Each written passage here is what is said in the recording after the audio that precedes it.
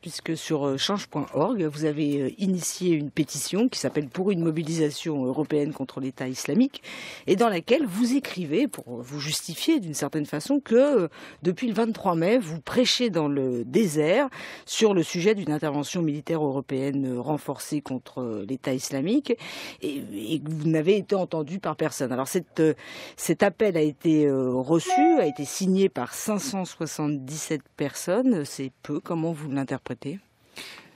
Et plus globalement, qu'est-ce que vous pensez de cette démocratie liquide ? Alors, merci de me donner l'occasion sur ce sujet. Après, je vais parler de la démocratie liquide, et puis je vais vous parler d'une autre expérience que j'ai fait aussi sur change.org, qui, elle, a permis de changer la loi. Et donc, qui est une réussite. Là, 577, il y a du boulot. Sur le gaspillage alimentaire, il vous a peut-être échappé, mais sur le gaspillage alimentaire, nous avons réussi à modifier la loi contre l'avis du gouvernement, en rassemblant finalement à l'unanimité les parlementaires, après une pétition qui a été signée par des centaines de milliers et qui aujourd'hui d'ailleurs devient une pétition européenne parce que nous voulons faire la même chose au niveau européen. Si vous parlez de la question de la lutte contre Daesh, vous savez, je suis le premier conscient en ayant entrepris cette démarche. J'ai été seul parlementaire depuis le 23 mai pendant peut-être 10 jours. Non mais c'est l'action. Quand on n'est pas entendu par ses propres amis politiques, on passe au-dessus en fait en allant utiliser des instruments qu'on pourrait dire de la démocratie liquide. Je voudrais juste continuer mon raisonnement parce que j'étais seul le 23 mai pendant malheureusement une dizaine de jours. J'ai fait d'ailleurs un certain nombre de médias. J'ai dit ce que je pensais, c'est qu'on ne pouvait pas continuer d'avoir une France qui porte seule la lutte contre le terrorisme en Europe et qu'il fallait qu'il y ait une mobilisation européenne. Finalement, vous me parlez de mes pairs, nous sommes 52 parlementaires de toutes tendances politiques, y compris des parlementaires de gauche qui ont fini par signer cet appel. Et merci d'en parler parce que je souhaite que ceux qui nous écoutent aillent le lire parce qu'il est, je le dis, aujourd'hui vital que nous organisions au niveau européen une mobilisation contre l'État islamique. C'est une question existentielle. Maintenant, sur la démocratie liquide. Il y a beaucoup d'autres expériences. Moi-même, avec mon think tank qui s'appelle Nouveaux Horizons. Vous lancez une application. On a commencé par lancer un système et puis ça n'a pas très bien fonctionné. Donc on est en train de le retravailler. C'est une petite start-up en fait. D'une certaine manière. On est en train de travailler avec des jeunes Français qui ont justement des start-up aux États-Unis. Et qui vivent à Montréal, non ? Ou à Montréal, exactement. Bravo, vous êtes bien informés.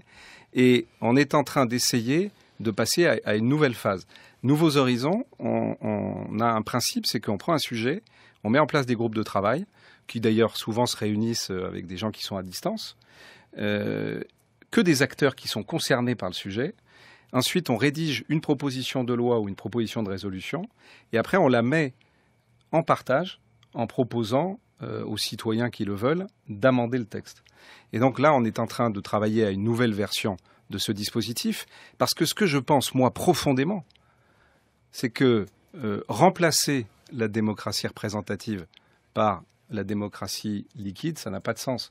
D'autant qu'on ne va pas demander aux citoyens, sur chaque décision, alors qu'ils ont déjà leur vie, d'être en situation de décider sur tout. Par contre, ça vous a peut-être échappé, mais quand il y a eu la réforme du collège, j'étais l'invité de RFI. Et j'avais demandé fortement, ça n'a pas été suivi des faits, mais au Premier ministre et au Président de la République, plutôt que d'imposer cette réforme du haut vers le bas, avec, on a vu la contestation dans les rangs des enseignants, dans les rangs des parents d'élèves, d'utiliser un dispositif pour faire voter et donner, pas oui-non, pas les votes binaires, parce que c'est ça la question du référendum, et c'est là où l'intérêt de la démocratie liquide permet d'affiner les choses. Les votations en Suisse, c'est une douzaine de questions parfois sur un thème, qui permettent ensuite de corriger la politique. Moi, on m'a toujours expliqué que ce n'était pas possible dans un pays comme la France qui était trop grand. Aujourd'hui, avec les outils numériques, c'est parfaitement possible. Et donc, c'est une question de volonté politique. Il faut que la démocratie représentative, les élus, acceptent sur un certain nombre de sujets. Et là, le collège, c'était vraiment une bonne occasion. On donnait l'exclusivité aux enseignants, on consultait les étudiants, on consultait les parents d'élèves. Et là, on avait une réforme qui était portée par les citoyens. Voilà ce que je voudrais qu'on puisse faire dans les mois et les années qui viennent. Démocratie liquide, donc Frédéric Lefebvre. On retrouve dans un instant pour les 3 à 4 derniers sujets pour terminer cette émission.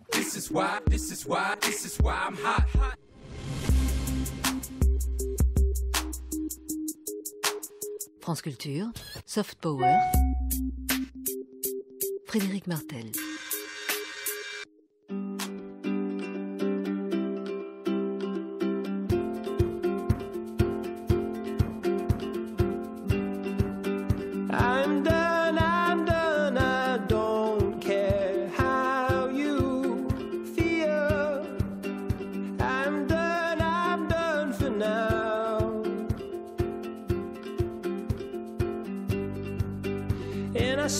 I see with every glance I steal.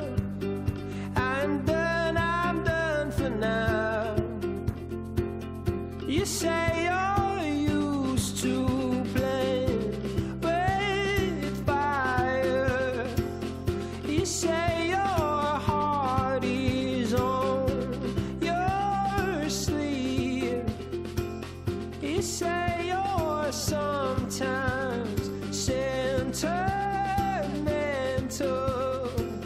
Well, that ain't showing through to me.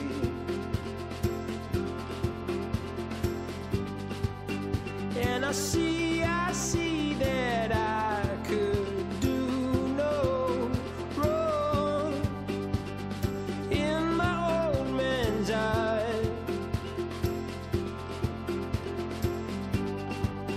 And I swear that I would try it, oh, before the day I die.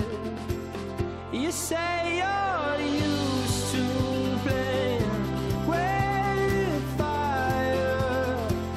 You say your heart is on your sleeve. You say qui n'a rêvé de conduire une voiture décapotable à toute vitesse sur des routes désertes dans un paysage de rêve pour fuir les problèmes et en l'occurrence aussi l'amour déçu. C'est en gros l'histoire que nous raconte Vance Joy dans ce morceau impeccable, Play with Fire, mis en avant cette semaine sur Spotify.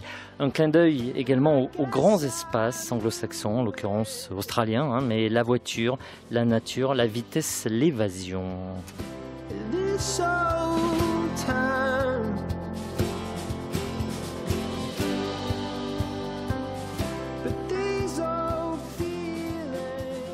Jusqu'à 20h, Frédéric Lefebvre, député des Français de l'étranger pour l'Amérique du Nord, est mon invité sur France Culture. C'est un peu cela pour vous, l'Amérique, les grands espaces. Vous vous sentez bien là-bas? C'est votre vision un peu, cette gestion de la frontière aussi? Bien sûr, les grands espaces, mais surtout, vous savez, je crois, moi, que l'avenir de la France, l'avenir des Français passe par la conquête du monde. Et c'est finalement pas nouveau dans notre histoire. Parce que vous évoquiez la francophonie tout à l'heure.